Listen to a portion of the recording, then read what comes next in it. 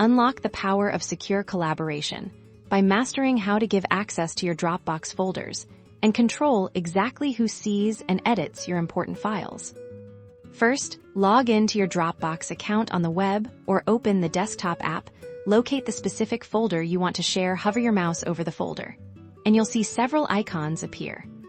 Click on the share icon, which usually looks like a person with a plus sign or a paper airplane. This will open up the sharing options for that folder. Now you have two primary ways to share: by creating a shareable link or by inviting specific people directly. For this tutorial, we'll focus on inviting specific collaborators, ensuring only the right eyes are on your content.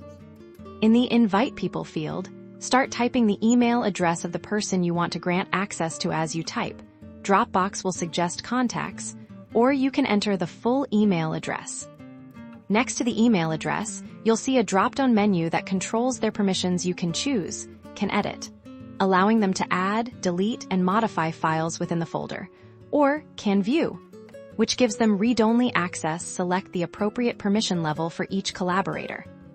You can also add a personal message to your invitation. This is a great way to provide context about the folder and what you expect from your collaborators. Once you've entered the email addresses, set the permissions, and optionally added a message, click the Send button. Your collaborators will receive an email invitation to access the folder. They'll need to accept the invitation to gain access. You can manage who has access and their permission levels at any time by returning to the folder's sharing settings.